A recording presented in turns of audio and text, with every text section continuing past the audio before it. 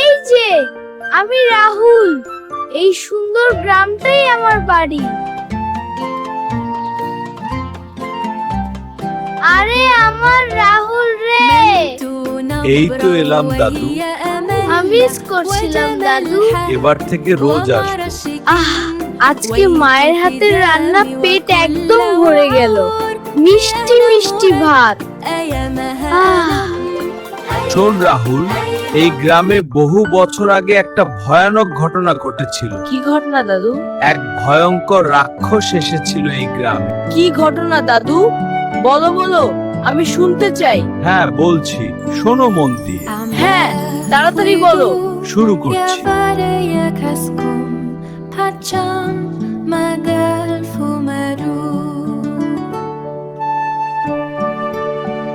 এটা এটা কিসের শব্দ? কে আছে ওখানে?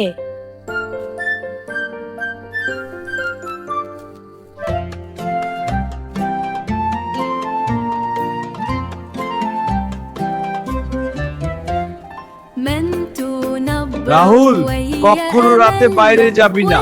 কিন্তু দাদু আমি ভয় পাচ্ছি। ভয় পাওয়ার কিছু নেই, এখানেই থাকো, সাবধানে থাকিস।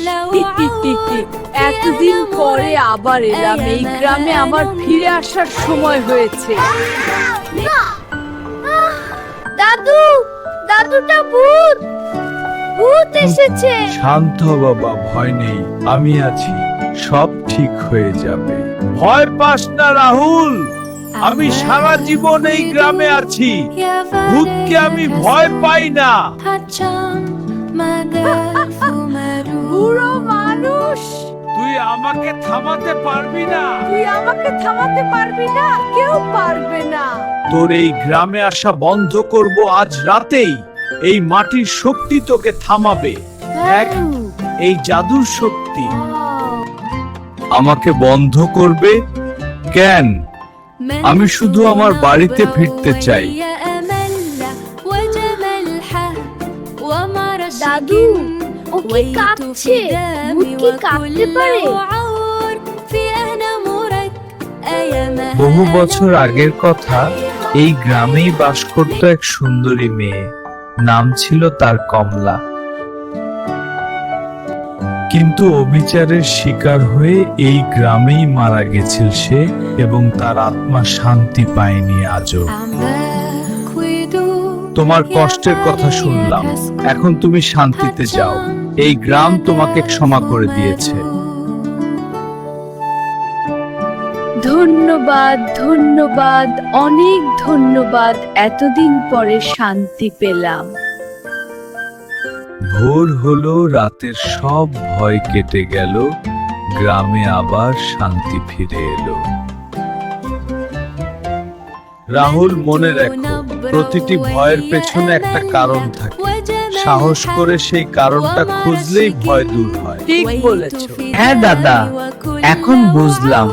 শাকচুনি খারাপ ছিল না, শুধু কমই কষ্ট থাকলে এরকম হতাম। তাহলে সত্যি কমলার আল্লাহ ছিল? হায় আল্লাহ, এটা সত্যি, এটা আমরা ভুল করেছি।